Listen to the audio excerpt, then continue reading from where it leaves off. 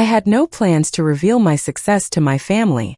For years I'd endured their endless criticism, mocked for my mediocre career, reminded constantly that I was wasting my potential.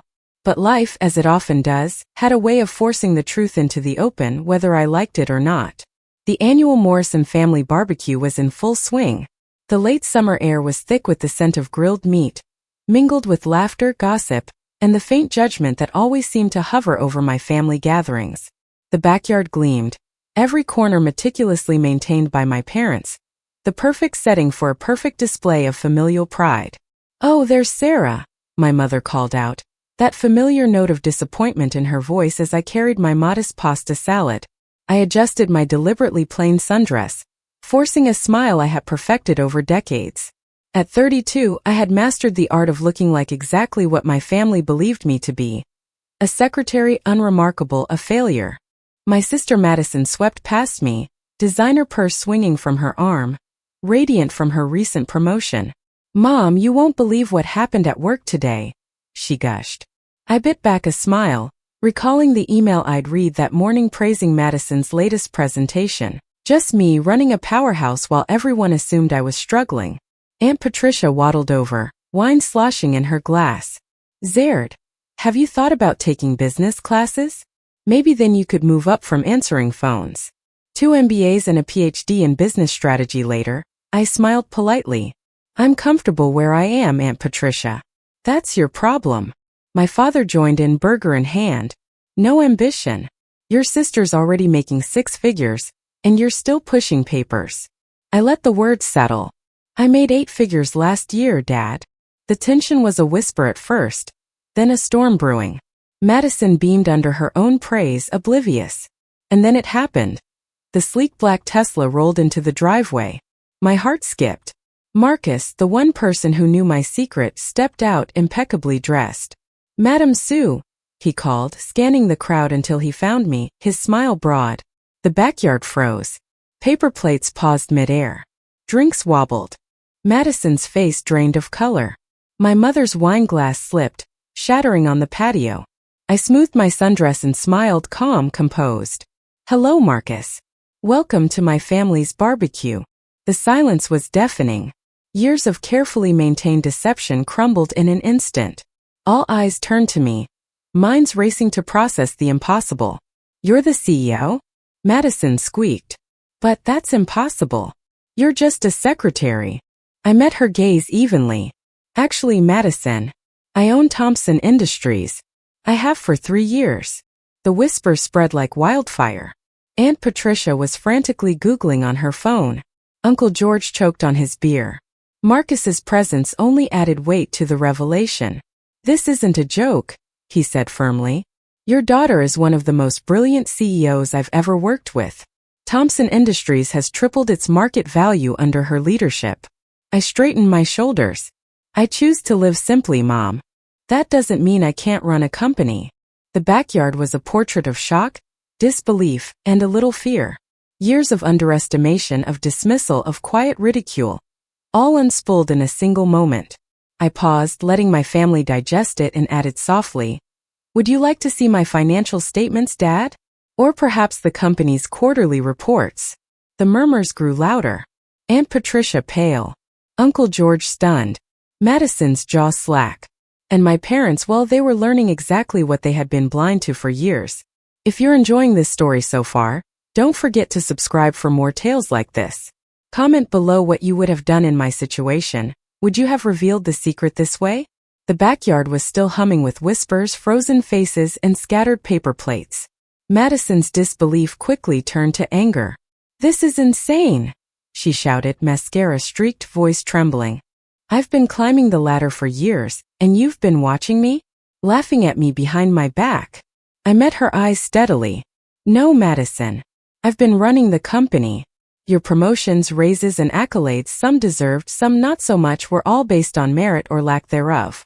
I paused, letting the truth settle like ice. "Including the times you took credit for your team's work." A gasp passed through the gathering. Family members shifted uncomfortably, finally noticing the pattern they'd ignored for years. Madison's face flushed deep red, her perfect image cracking under the weight of exposure. "You're lying," my father barked, voice cracking. Sarah? You can barely make decisions about what to wear in the morning. I didn't flinch. Would you like to see the quarterly reports, Dad? Or maybe the company's financial statements? I think Aunt Patricia has already started Googling. Indeed, Aunt Patricia's face was pale, eyes glued to her phone. Madison stumbled backward, shock mingling with humiliation. Marcus stepped closer, his presence calm but authoritative. Sir, this isn't a joke. Thompson Industries is thriving under her leadership. Employee satisfaction is at an all-time high. Profit margins are exceptional. And her strategic acquisitions, executed flawlessly, have reshaped the company. Madison's husband Tom whispered behind her. Wait, does that mean? His words trailed off in dawning realization. Yes, I confirmed. I'm the one who rejected your private office last month. The company simply couldn't justify it. Laughter, poorly concealed, rippled through the crowd. Madison's face turned crimson. The family vultures were circling, sensing opportunity in their newly discovered successful relative. Confidential company information, I added coolly, just like the raise Madison requested. That's not happening. You can't do that. That's discrimination, she protested. I smiled thinly. Your last 3 projects went over budget.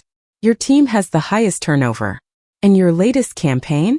Remarkably similar to a competitor's from last year. Silence fell. I was no longer the meek sister. I was the CEO, the one running the company, the one in control. My mother collapsed into a chair, fanning herself, overwhelmed.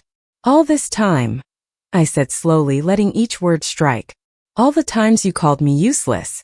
All the family events where I was seated at the kids' table because I hadn't achieved enough.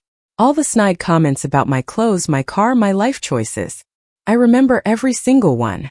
Even my father looked drained, years falling from his face in minutes. Madison stared at her expensive shoes, calculating, judging, realizing for the first time that her supposed advantage meant nothing without merit. Marcus cleared his throat.